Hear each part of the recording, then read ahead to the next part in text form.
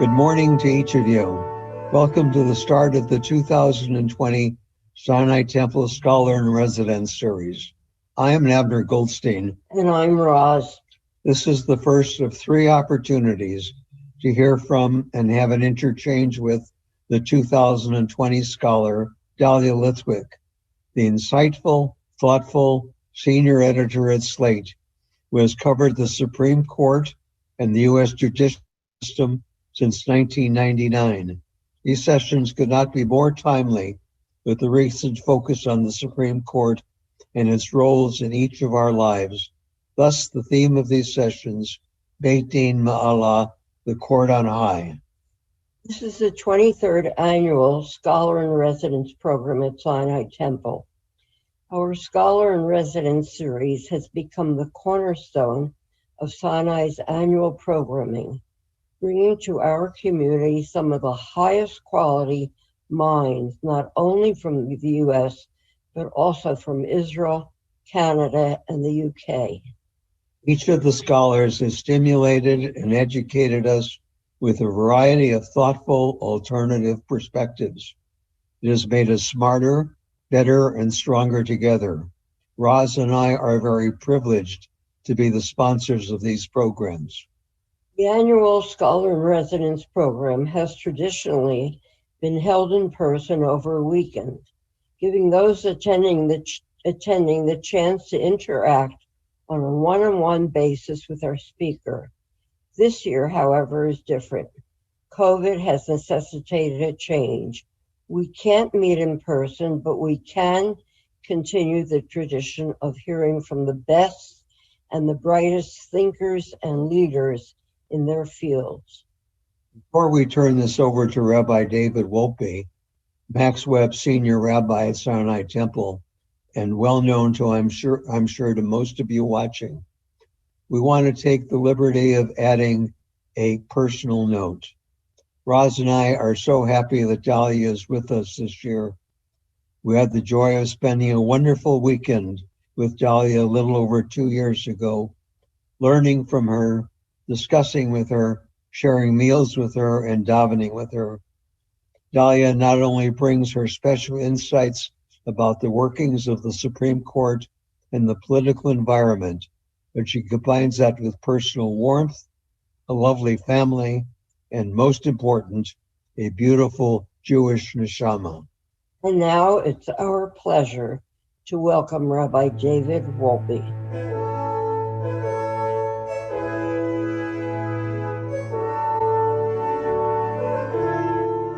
Dahlia Lithwick, graduate of Yale and Stanford, writer for Slate, one of our most important reporters and interpreters of the highest court in our land, is our Abner and Roz Goldstine Scholar in Residence. I know that you look forward to listening to her, to learning from her, to asking her all sorts of challenging and important questions, and so do I. So it is my great pleasure to welcome to Sinai Temple, Dahlia Lithwick.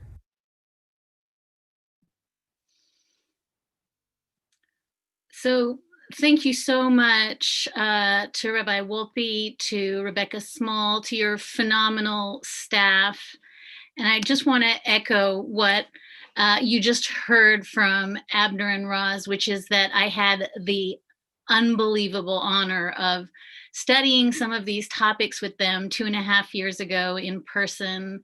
And these are really thorny questions, if we're lucky, that we're going to get through in the coming sessions, and to be able to do them with an open heart and vulnerability to how intractable some of these questions are, to be invited to do it on this scale really means the world to me. I'm deeply honored, and I'm well aware that Zoom is sometimes as isolating and enervating as it is communal. So we're going to do our best to push through that with the caveat that I know this is not optimal for any of us. But if your middle schoolers on Friday, who I sat with, are any indication, you all will rise to meet the occasion, and I'm hoping to rise to meet it with you.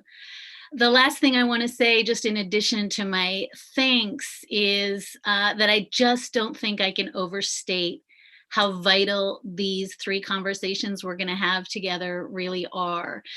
Today, we're going to talk about what the Constitution says about religion generally, and we could do that for 3 sessions, but we'll compress it into one. The next session, we're going to talk about religion and how it affects the confirmation process in the judicial branch, again, with the understanding that we have just witnessed a very freighted confirmation process for Justice Amy Coney Barrett on some of these questions of how religion inflects on constitutional doctrine. And the last conversation will be about Justice Ginsburg. I had the great honor of being one of the last people who got to interview her in person at the court before it shut down in January. And I'm looking forward to sharing my reflections on how Judaism informed and formed the way she thought about the Constitution and the world. But I do believe that now more than ever, we need to have honest, open conversations about the slightly uneasy interplay between the Constitution and religion in this country and how best to talk about that. And so I hope we can do that together. So my topic for the next 25-ish minutes, maybe a little less, is what does the Constitution itself say about religion? And I want to be clear that there's a number to text your questions, and then I'll be in conversation with Rabbi Wolpe, trying to answer as much of them as I can. So let's get started. What does the Constitution say about religion? There are, of course, 2 operative clauses, and I want to really highlight for you today that in some ways these 2 clauses are in tension with one another, even on the best of days, particularly at this moment in American constitutional history. So the first is the Establishment Clause. Congress shall make no law respecting an establishment of religion. And that word establishment has been freighted and fraught and contested for some time. It is fairly clear that at minimum, when the framers used that word establishment in 1791, their anxiety was about the exclusive patronage given to one religious sect. So what we saw with the Anglican Church, for instance, in England, or giving Catholics domination and special privileges. At minimum, I think we could agree that the Establishment Clause meant to the framers, and still means today, that we cannot have a state-endorsed religion at the exclusion of all other religions. The second clause, and this is equally important, and it was as important to the framers, is the Free Exercise Clause. And the Free Exercise Clause provides simply that Congress shall make no law respecting the free exercise of religion. Initially, again, I think for the framers, it was designed to prevent Congress from ever passing a law of any sort that unreasonably interfered with anyone's specific religious practices. It was designed, I think, by the framers to prevent the federal government from prosecuting anyone based on their religious beliefs or values. And now I want to stop and note something that I noted when I studied with Abner and Rose a few years ago. One of my favorite constitutional thinkers, Bert Newborn, has written really beautifully about the structure of the First Amendment itself and how it's not an accident that the freedoms as laid out in the First Amendment are actually concentric circles that build quite deliberately and intentionally on core freedoms. And by that measure, the 2 religion clauses come first, then speech, expanded out to press, then assembly, then the right to petition your government. And the reason I think that Professor Newborn thinks about this is because you can't do the external spheres unless you are guaranteed of the internal one, unless you are absolutely certain that you will not be persecuted or belittled or jailed for your faith.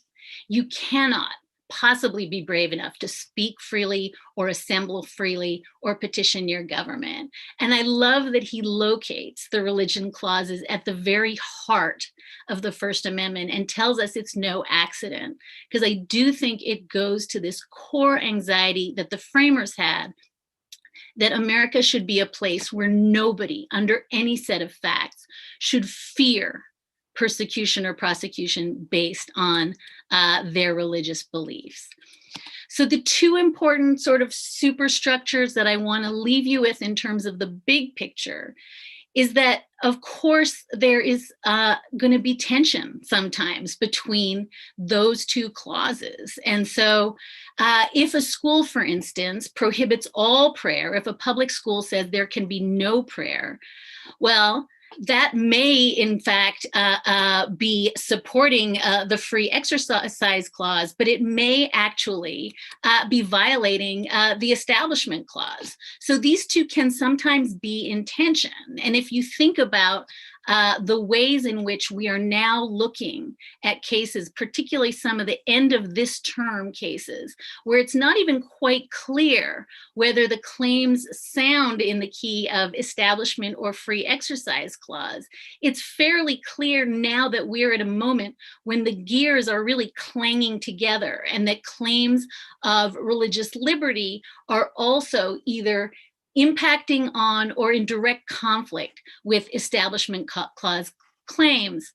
The other thing that I think it's important just to sort of put out there is that these were not heavily litigated questions for most of constitutional history.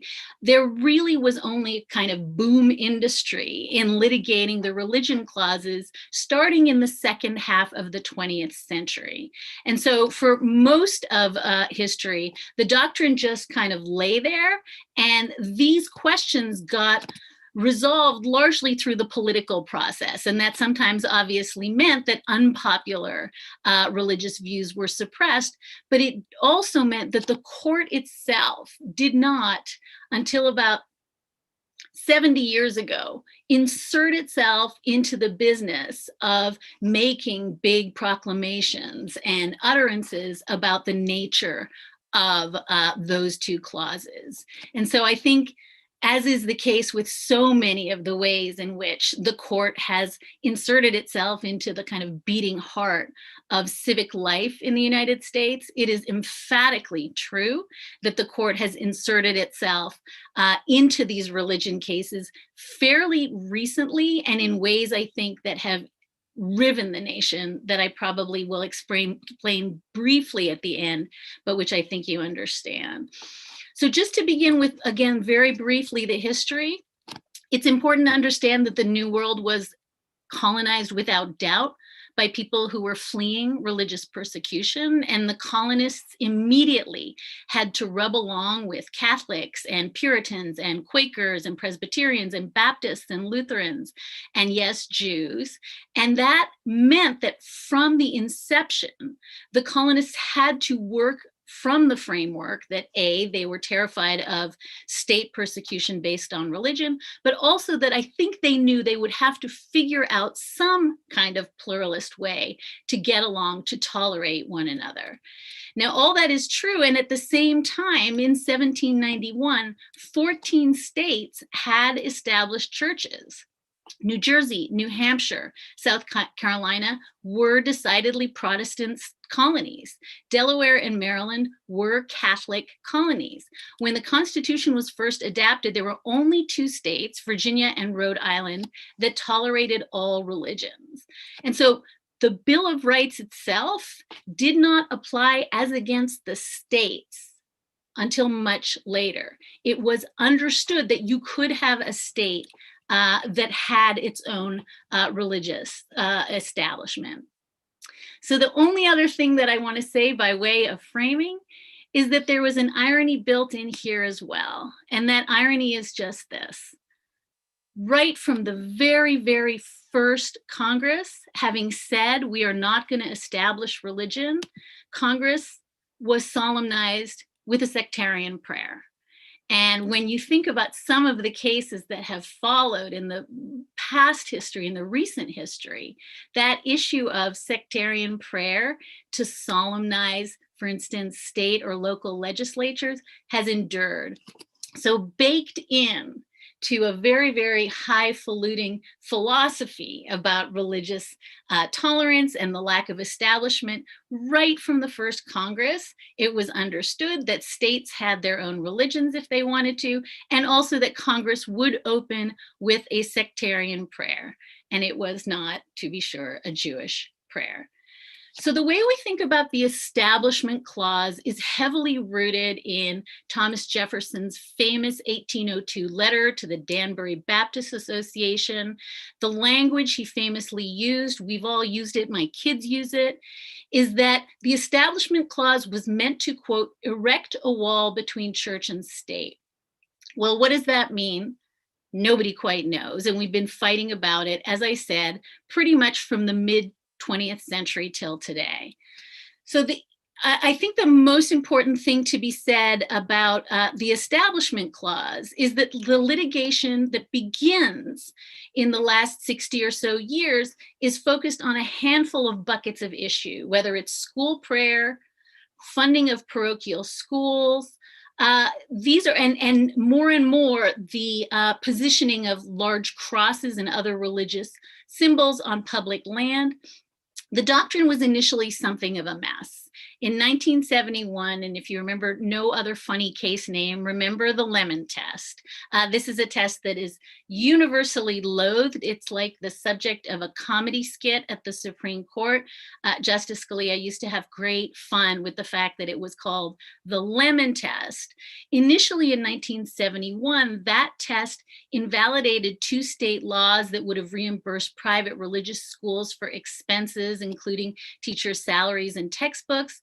And the court created this 3-part test that was supposed to be the definitive machine through which you put any such statute, and out would pop an answer, yes or no, did it violate the Establishment Clause? So very briefly, the lemon test held that as long as you had a secular purpose, that there was no effect of advancing religion and no excessive entanglement between the state and religion, you could have such a statute. You'll probably recall that led us down a very strange road of what was called in the world of Sandra Day O'Connor and Anthony Kennedy, the world of neutrality. The state had to look as though it wasn't picking one religion over another. And also, and this was so important to Sandra Day O'Connor for reasons I hope we can talk about in the session about being an outsider in the court, but Justice O'Connor was terrified that religious outsiders or non-adherents wouldn't feel like they were being coerced. They wouldn't feel as though they were being belittled or negated by religious displays. And so we had a whole run of cases that were very perplexing. Ironically, they would say, for instance, in the famous Allegheny County versus the ACLU, that a city display that had a creche, well, the creche is unconstitutional. That's clearly sectarian and religious. The Christmas tree is okay because it's non-sectarian and universal. The menorah is just fine for reasons I could not begin to parse all these years later. And seemingly, if you throw a teddy bear and a reindeer into the display, the whole thing becomes okay. And if I sound like I am belittling that doctrine, it's just that it was A, unworkable, and B, you were constantly trying to triangulate against sets of facts. And this all culminates, you may recall a few years ago, in 2 big challenges to displays of the 10 Commandments on state land, in which Justice Stephen Breyer, flipping on one of each, says that one is okay and one isn't. One set of 10 Commandments is constitutionally permissible. The other violates the Constitution. And again, it's hair splitting and situational and fact-based in a way that I was at law school for some of these cases, absolutely crazy making. So now we've hit another era, I think, in terms of the composition of the court has changed. And we're now seeing a real trend in the other direction. The Lemon Test has not been expressly overruled, although I think we've heard several justices on the current court saying we need to absolutely get rid of the Lemon Test. It makes no sense. But now we are increasingly seeing a run of cases that allows for much more state funding of sectarian religious schools. We're seeing a lot more approbation of expressly religious monuments. There was a big case that involved a cross that came down. Again, Justice Breyer and Elena Kagan voting with the conservative bloc in that case to uphold the cross. And more we're seeing schools that are explicitly religious schools being allowed to use taxpayer funds. So that's the one bucket that is the Establishment Clause bucket. The other bucket is the free exercise bucket. And again, this has been an area of the law that was fairly quiet for a very long time. There was just a general Supreme Court zeitgeist that said, we don't particularly single out religious people to be persecuted for this and that. And there's a long line of such cases. But this really becomes a monumental Supreme Court effort in 1990, famously with a case called Employment Division versus Smith. And this case, you may recall, had to do with two Native American counselors who were smoking peyote as part of a undisputed religious ritual, Native American ritual.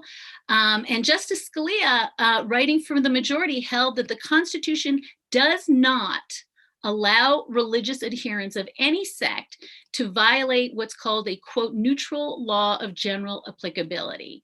And what that meant essentially is that the Constitution, the statutes and the laws apply to everyone equally. They do not favor or disfavor us. What they do not allow is for every single individual to become a law unto themselves, as Justice Scalia said. And so as long as it's a neutral general law, it is okay, it is constitutional. This was reacted to very, very negatively, again, across the ideological board.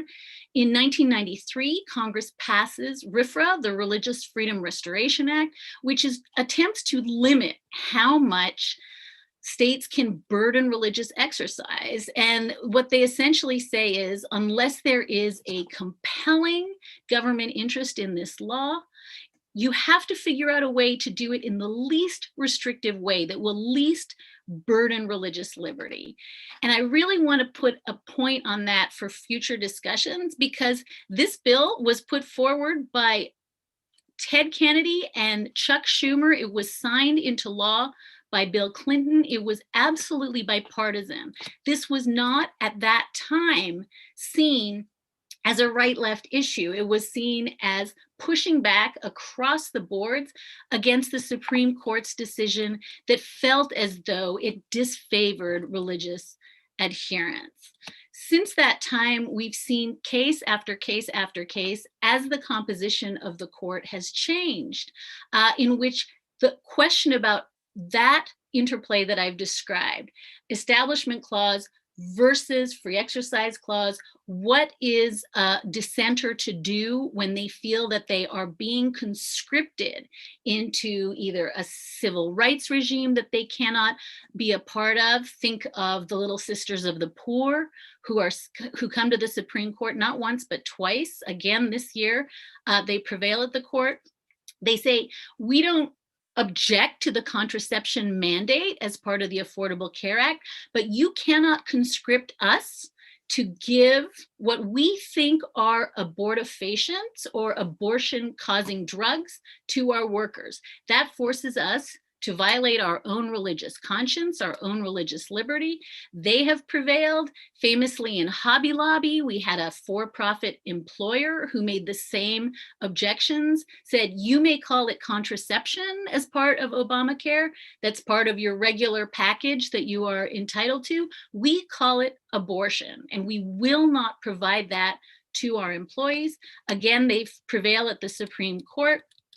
And since that time, we've seen kind of tick, tick, tick, tick, big, big wins for religious liberty in a whole bunch of contexts. So not just Hobby Lobby, but it follows on this year's Our Lady of Guadalupe, in which religious schools are allowed to opt out of civil rights provisions that would preclude the firing of, in one case, a very ill employee, in another case, age discrimination, allows religious schools to say, no, we get to determine who our staff is. That big American Legion cross case that I described, in which there's huge Bladensburg cross that is standing on public land, blessed, so to speak, by the US Supreme Court, because the cross is essentially old. It's been there for a long time, and that everybody understands that it's a World War I memorial and thus not a religious display. And again, this term we had Espinoza versus Montana. This is the Supreme Court saying that if a state gives public funding benefits to religious schools, a tax benefit, to non-religious schools, they have to also give it to religious schools. And Chief Justice John Roberts, writing in Espinoza, makes that final inversion I'm trying to kind of eke out to you, in which he says, if you are going to give people tax benefits to send their children to secular private schools, it is in fact discrimination. It is a violation of religious liberty not to give that same benefit to families that are want to send their kids to religious schools. And so that is essentially the project that we have seen really transpire quite quickly, I would say, at the US Supreme Court, is that inversion where after a half a century of saying, under the religious expression context, we're going to go from being neutral about speech to any limitations on speech can be problematic if it's religious speech. In the government funding cases, that we've pretty much eviscerated the Lemon test. And with respect to religious adherents who are seeking exemptions from laws, so think of the peyote smokers in Smith, we're seeing more and more skepticism about anything that doesn't allow full religious expression. So that could be the cake baker, you may remember from Masterpiece Cake Shop, the case that the court just heard 2 weeks ago, which we can talk about in the Q&A, comes up from Philadelphia. This is another religion clause case that essentially has the city of Philadelphia is not going to give foster care agencies that are religious agencies that refuse to put children into same-sex home. And they say this is our inherent religious project in nature. We cannot put children into same-sex homes without violating our religious conscience. The city of Philadelphia says this violates our anti-discrimination principles that do not allow us to discriminate on the basis of race or sexual orientation. Several religious entities in Philadelphia challenged that program, and this case was heard 3 days after Justice Coney Barrett was elevated to the court. The question again being, is it per se discrimination against those entities that want to place children in foster care to say that they are not allowed to do so? Is that religious discrimination? So just in the couple of minutes I have left before we turn to the Q&A, and I realize we have galloped through centuries of constitutional history on two very complicated religious liberty provisions and establishment clause provisions. I want to just tell you about two things that happened in the last weekend that are all going to be issues that we can frame as religious liberty questions and the Supreme Court. One you've probably heard about, the Catholic Diocese of Brooklyn on Thursday asked the Supreme Court to block New York's COVID restriction on houses of worship, saying essentially that the rules single out religion to be treated as lesser. And if this sounds familiar to you, it's actually the third bite at this apple. The Supreme Court has kicked away similar challenges, one in California in May, one from Nevada in July. Those were split decisions with Chief Justice John Roberts. At the time, Ruth Bader was still sitting, Ruth Bader Ginsburg. John Roberts jumps over, kicks these cases away, votes with the liberal wing of the court, and essentially says, this is not a free exercise problem. This is a public health problem. We are not doctors. We are going to let state medical experts determine the nature of their COVID shutdowns. That was the first one that came up. Later in July, when the case came back from Nevada, again, Chief Justice Roberts threw in with the liberal wing on the court, again said, I'm not getting involved in second guessing public health entities in Nevada. And you may remember that Justice Kavanaugh wrote a scorching dissent, as did Justice Gorsuch. Justice Gorsuch wrote at the time, the world we inhabit today with a pandemic upon us poses unusual challenges. There is no world in which the Constitution permits Nevada to favor Caesar's Palace over Calvary Chapel. And this question of why is it that churches and houses of worship are being treated the same as other entities when they are foundationally different from other entities for COVID purposes has now been appealed up to the Supreme Court for a third time. It bears saying that Ruth Bader Ginsburg, who sided with the 5 that refused to entertain that case, is now gone, replaced by Amy Coney Barrett. So we may very, very soon have some indication of whether her position on this issue is different than the predecessor whose shoes she fills. Also, I just would note quickly another issue currently at the court that I put in this basket of how do we talk about religion at the US Supreme Court, comments made by Justice Samuel Alito on Thursday night, where he talked about COVID restrictions, again, as absolutely impermissible burdens on religious gatherings. And he singled out that Nevada decision, that 5-4 decision, when the court refused to strike it down in July. And he used this language, again, rich and so evocative of this moment. Here's Sam Alito on Thursday night, quote, take a look at the Constitution. You will see the free exercise clause of the First Amendment, which protects religious liberty, he said. You will not find a craps clause or a blackjack clause or a slot machine clause, end quote. Now, I think we could have a side question, and maybe we will, in the Q&A about whether Alito should have talked so explicitly about a case that's before the court, but that isn't even my point. My central point is this issue of how the justices talk and think about religious liberty, about state establishment, about religion in a time of COVID, and more pointedly about religious freedom for all Americans. This is, in my view, the issue that we are going to see time and time and time again in the coming years. And I desperately want us to have a rubric under which to analyze it that comes from a place of like deep chesed, deep loving kindness and compassion for others, understanding that we are all different, but also with a really rigorous, thoughtful approach that can be applied across the board. So that's my opening remarks on what the Constitution has to say about religion. I really look forward to the next couple of conversations with you, and I look forward to inviting Rabbi Wolpe back for our Q&A.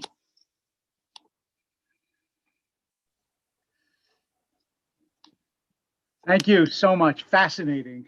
absolutely fascinating. And there are so many different directions to take this in. But I want to start, before I even ask specifically about religion, you made a point at the beginning about the fact that the Supreme Court has gotten more and more involved in the regulation of American life in general, and certainly in religion. And I think the same case could be made, of course, about government has gotten more and more involved. And do you think that that's a function of just an expanded modern life, that there are more things to regulate? Do you think that that's inevitable, that government and courts and so on are going to get more involved? Do you think it's about the nature of the court? Well, I won't give you more alternatives. I'll actually let you tell us what you think. Well, I think in the court's case, it's really complicated because I think that, and maybe I should have led with this, Rabbi Wolpe, but I think this is the most religious court we've ever had in history. Mm-hmm. And it's really important to understand that throughout American constitutional history, the court was all 9 white Protestant men. At some point, they very grudgingly allowed 1 Catholic guy, and that was the Catholic seat, and there were no more. And then very, very grudgingly, 1 Jew, and there was 1 Jewish seat. And the fact that we now live in a world where we have 6 Catholics, 2 Jews, and an Episcopalian on the court, and that they are people of deep faith. I mean, they are not your country club, a religious adherent. They are almost without exception, people who strongly identify as people of faith. That is transformational. And it happened in ways that we almost didn't notice. I think it really happened in the last sort of 60 years in ways that we didn't notice. And Justice Scalia used to always talk about the fact that Catholics are really good at text and Jews are really good at text. And maybe it's not an accident that the court is, overrun by Catholic. Like, this is how we roll. So there's a way in which it feels almost inevitable in some ways, but it's quite shocking how religious this court is. So that's a part of it. Is I do think that as the justices stepped into this and said, we're going to start to adjudicate these walls. What is the Establishment Clause? What is free exercise?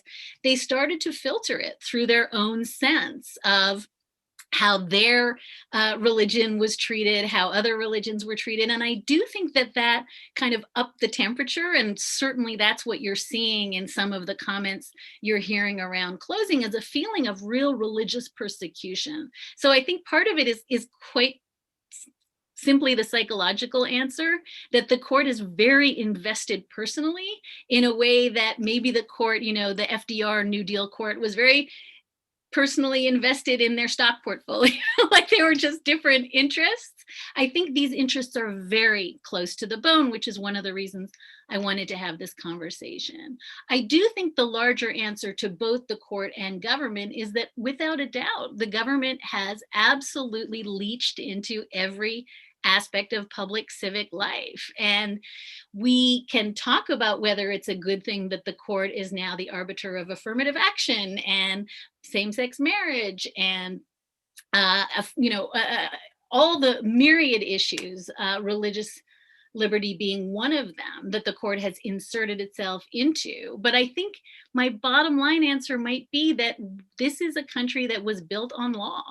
And we forget that. The Constitution is the holy text, and there is a deep and abiding belief, right? The court was by design built to look like a temple. The justices shuffle around in black robes by design.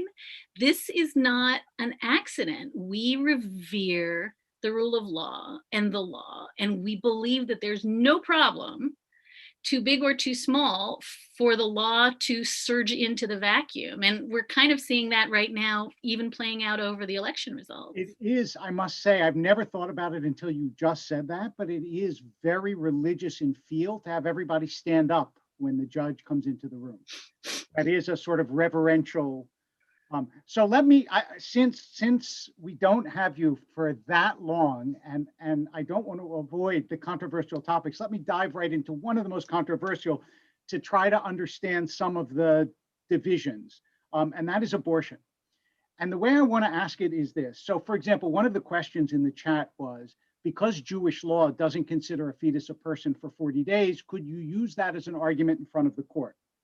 And my understanding is you can't actually use religious arguments in front of the court except to exempt yourself. Is that true? That you can't use arguments from your own religion? Yeah, I mean, it's a great question, actually, because it raises one of the places that I think, in some sense, we've gone off the rails. It is absolutely true. You can't kind of, unless you are the plaintiff in a case, if you are, a Jewish abortion provider and want to challenge a Mississippi statute and say, this violates my faith, then you are absolutely free to make faith-based arguments. But it is true that the court is very careful to hive off religion per se from doctrine. But I will say, because I think it's a really interesting point that kind of got lost, when that Hobby Lobby case was argued at the Supreme Court. So this is a for-profit corporation that makes craft products, and another cabinet company that also said, we don't want to be part of the Affordable Care Act, the employer mandate to provide basic preventative care to our workers, because, as I said, we consider Ella, Plan B, 4 different contraceptive methods. We consider that to be an abortion. The Obama administration took a really interesting tack in that case. The tack they took was, we're not going to have a fight about religion. We are going to stipulate, right? We're going to defend the law, which they did. We are going to stipulate, for purposes of this argument, that even though we have 50 medical briefs saying Plan B doesn't cause abortions, and it's not an abortion unless, X, Y, Z, and we've got all the scientific evidence, that's irrelevant to us. We are going to assume that the plaintiffs in this case are in good faith, and that when they say, we don't care what science describes it as, it's an abortion to us, we're going to concede that.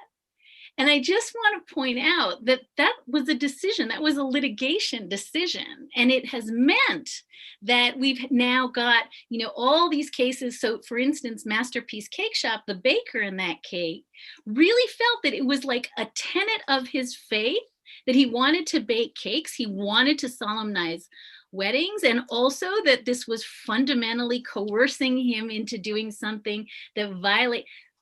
Nobody questions it.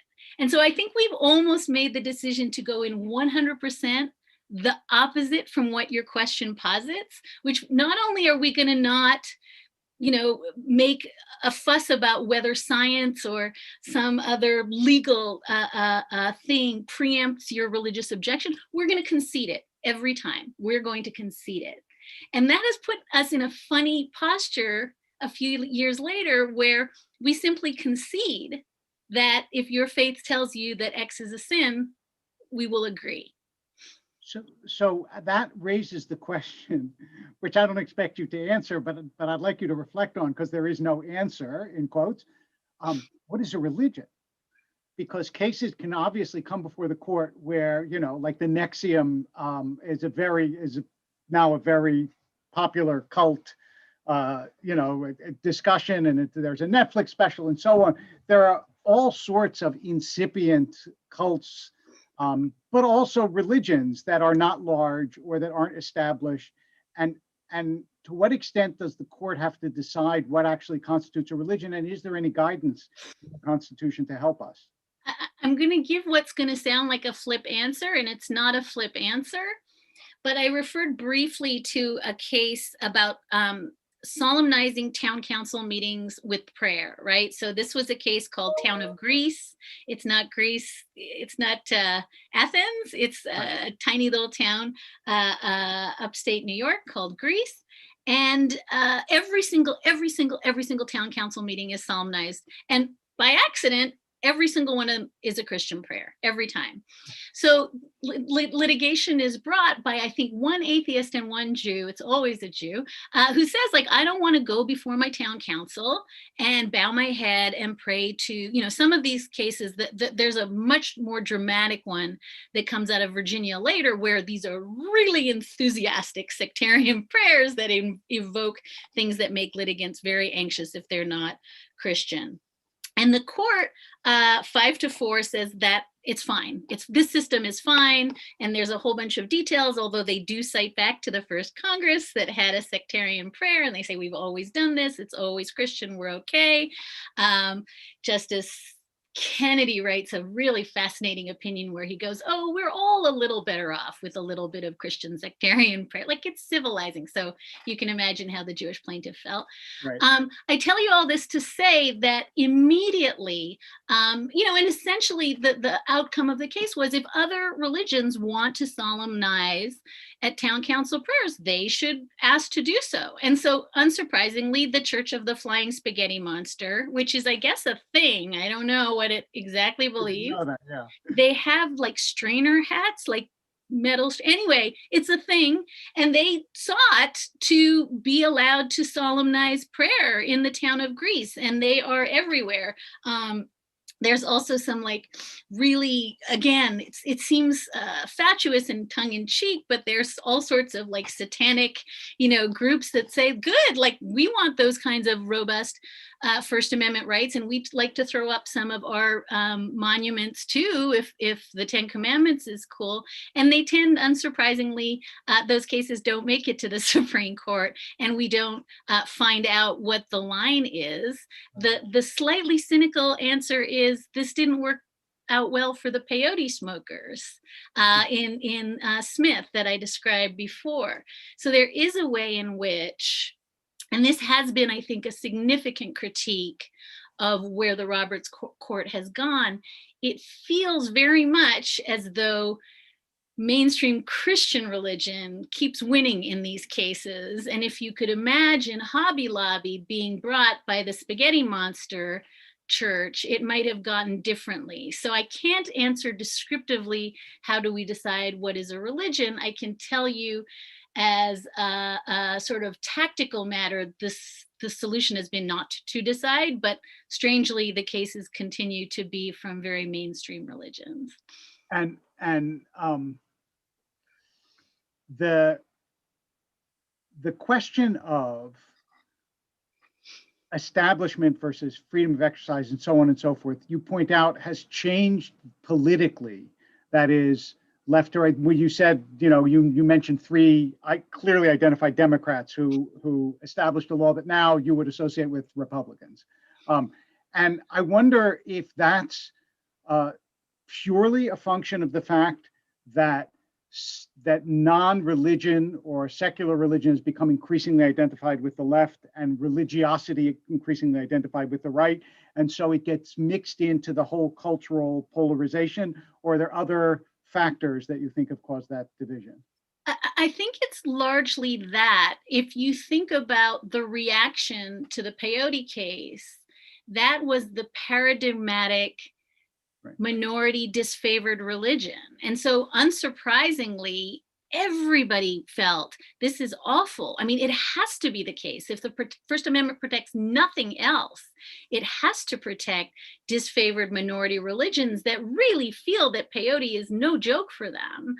And so I think that's why you really had not just, I don't even want to suggest it was just liberals, it was across the board. The feeling was, we have created RFRA, the Religious Freedom Restoration Act, in order to protect those religions. And I think you're exactly right descriptively that RFRA is now used by very, very well-organized, wealthy, powerful religious groups. There's just not a lot of peyote cases. There was one case at the Supreme Court recently where a Muslim inmate didn't want to shave his beard. And under RLUIPA, which is the institutional version of RFRA, there was a security protocol. Believe it or not, they claimed that he might be hiding razor blades or other dangerous things in his beards, and they wanted him to shave his beard. He prevailed, but that's really like an outlier case where a Muslim brings a case and wins. Overwhelmingly, I think you're right that the groups that are really organized and laser focused here tend to be very, very religious, frequently more conservative groups. And I'll tell you one tiny coda to that, and we'll, I hope, talk about it in one of our other sessions. The Orthodox Jewish groups are absolutely not on the same page as the Reform Jewish groups. And so in these COVID cases, just for example, or that Philadelphia foster care case that was just heard, the Orthodox religious groups are all in line making those religious liberty claims. The Reform Jewish groups are all lined up with the civil rights groups. And so this fissure actually runs right through the heart of our faith too. Right. I was, now it's paradoxically not an issue, but I was intrigued, in France, they've had a legal issue. Can you veil your face? Now with masks, of course, everybody's veiled their face, but I always wondered, how would an American court deal with that as a security issue of people who walk around with veils and you can't know who they are? As you say, it's like modern life keeps throwing up these religious and conflict. The classic one that I don't recall you're mentioning, but I remember even growing up that this was constantly an issue, was prayer in schools. And can you tell us where that stands these days? Yeah, I mean, prayer in schools, again, was the quintessential, initially absolutely not, particularly because children are vulnerable. And the court, remember I said they wanted neutrality to be the lodestar. So for Justice Kennedy and O'Connor, otherwise moderate conservatives, they drew the line at children being coerced. And so that line of cases really continued.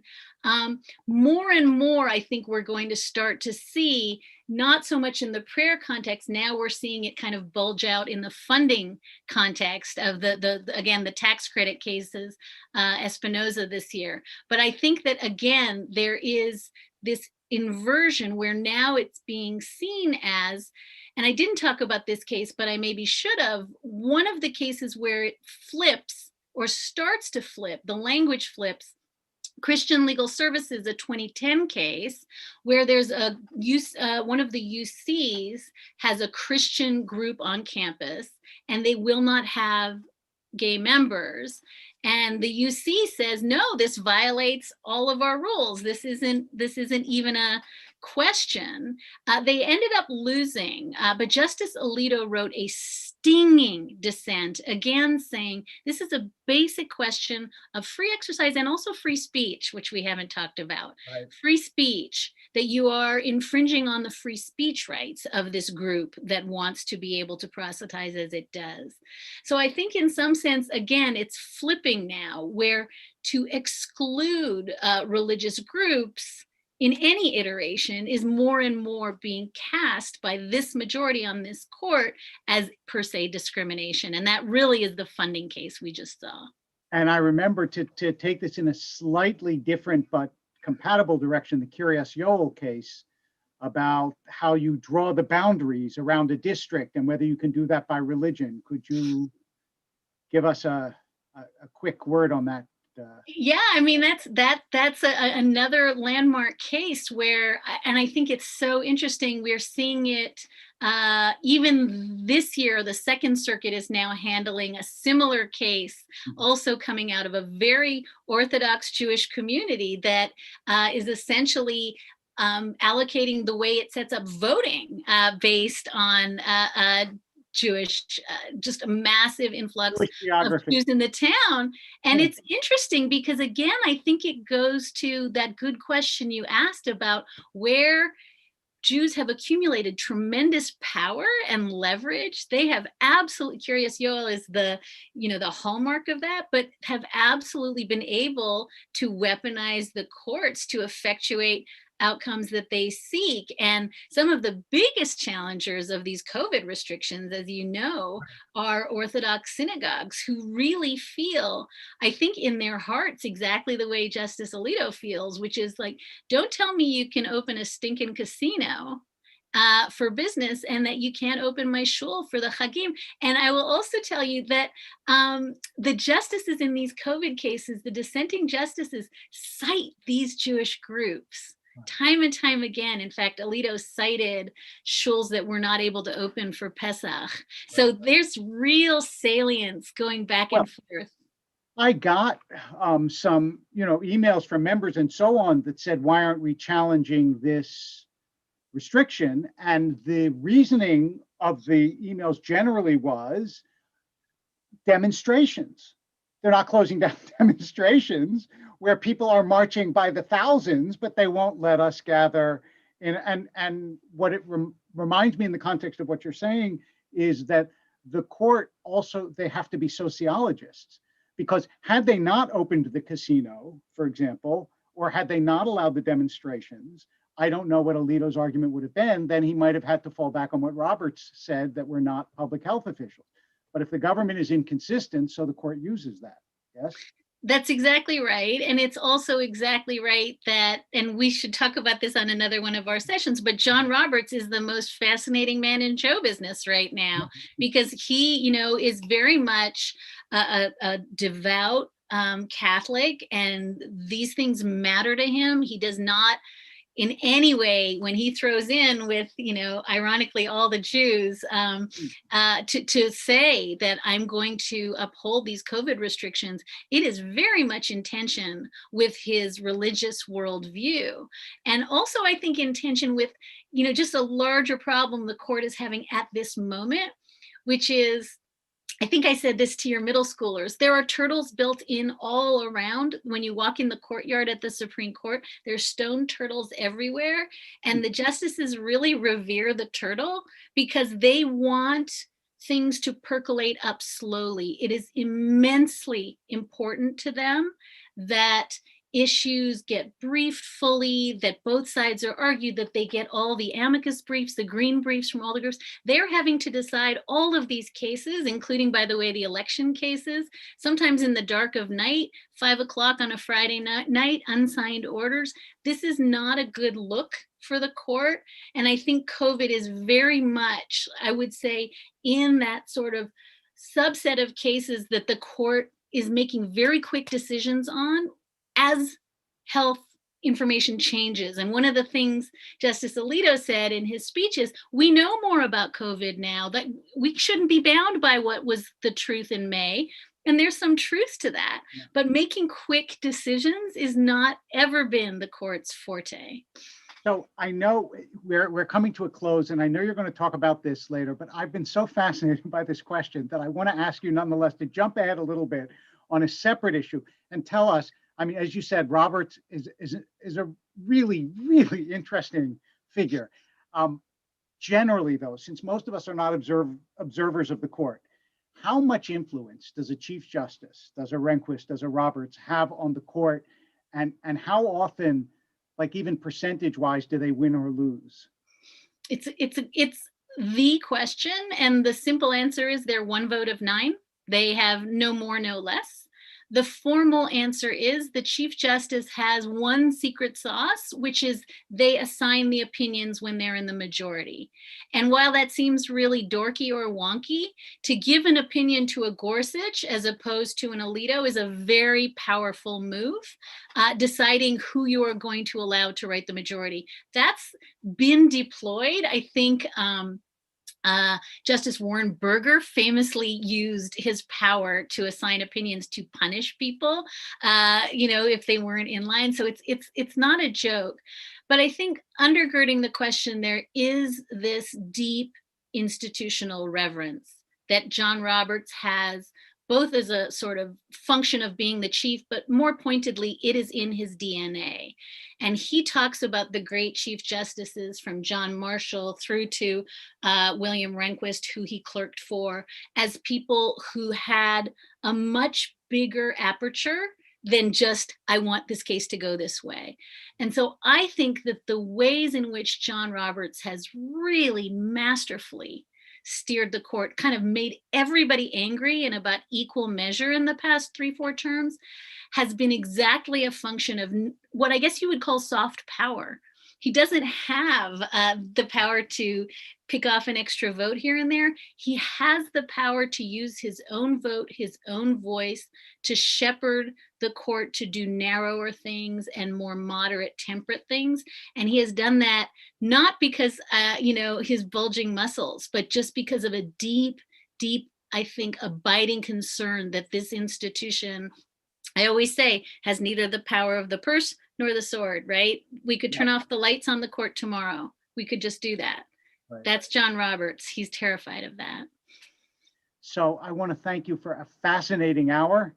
Really appreciate it. Our next session with you is November 17th. That is in 2 days, on Tuesday at 6 p.m., which is 9 p.m. your time. So thank you for for doing that for us. I know you don't like to decide things in the middle of the night, but that's November 17th at 6 p.m. And then November 19th, that is Thursday night at 6 p.m. to conclude. And of course, I not only want to thank you, but once again, want to thank Abner and Roz Goldstein for their generosity to our synagogue and to the Scholar in Residence, and Rebecca Small for organizing it, and to Roy and George and Adina and everybody who has made this possible. And we look forward to talking with you on Tuesday. Thank you so much. And thanks everybody for joining us.